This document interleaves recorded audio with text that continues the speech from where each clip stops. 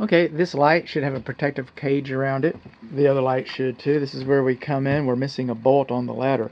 Our plumbing coming through here, okay, that's PVC, PEX, excuse me, insulated PEX going across, and that's a pedestrian area. So we should have a curb built up around that, a couple 2x4s and a top, and paint it red so people don't trip, and that's what we should have. We don't have to have insulation over the garage. The garage is not living space. Okay, we got radiant panel board. It's conventional framing. Nothing too much going on here. We look across here, we got about 14 inches of loose fill fiberglass. We can also see that some of the insulation has been disturbed where somebody's been tromping across it. See all that daylight in there? I'll give you a better example of what that means. That means that we have got continuous soffit vents, but we do not have continuous soffit vent baffles. And soffit vent baffles carry the air over the insulation so you don't have filtering and your insulation doesn't get dirty. But that's not why we're up here. We're up here for the air conditioning system. What? No, we're up here for everything. Just kind of consolidating it so we can get the prized possession back into the garage. So what we got here on our furnace, the only thing I can find wrong with this furnace, have not operated the furnace yet. But to this point, the only thing that I can see wrong with this furnace is that it does not have a care and use manual. Next in the report is the air conditioning system. This is your evaporator coil, and it's about 3 years old, and so the whole system is about 3 years old. The house is about 3 years old. This is what's known as a shallow P-trap. Okay, they sell these in the store. They're cheap, they're easy, it's a quick fix. Read the manufacturer's installation instructions, because I believe you'll find that they want a deeper P-trap than that. This, on this side, okay, is a clean out. On this side is a vent.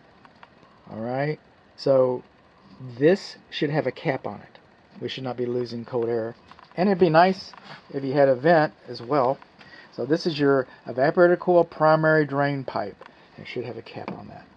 And then this is shallow P-trap. What's wrong with shallow P-trap, bud? Well, when the air comes across here, it goes across these coils, and the coils rake the heat and the humidity out.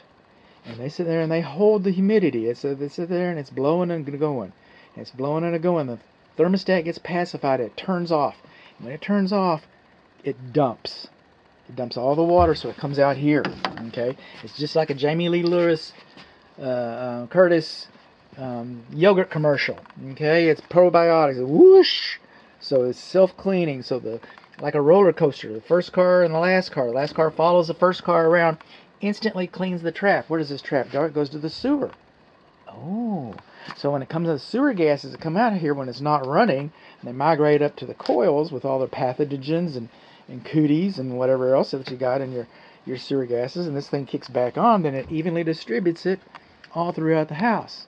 Now, yes, it does evenly distribute it all throughout the house, but you're not going to smell it because it's going to be so diluted. That doesn't mean that you're not breathing it, though.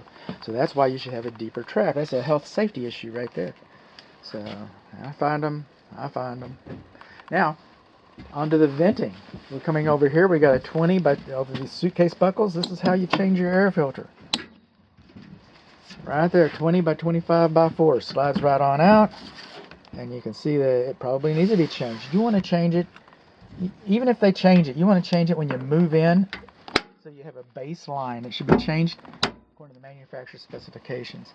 I know I've got a leak here that I probably wouldn't be able to measure if it was on, but you can see that the mastic sealer doesn't go up here. This is an air intake right there. On our air duct, it's hard. It's real hard. The manufactured flexible duct industry convinced the code industry that they could put the sheet metal industry out of business because they convinced the code International Code Council that they could install this stuff without a half-an-inch sag in it. Like that. They promised that they could do that. Without a half-an-inch sag in it. That's what they promised, and it's not supposed to be kinked. See the way that thing's bent over? You're not supposed to kink it, and you're not supposed to have sagging air duct.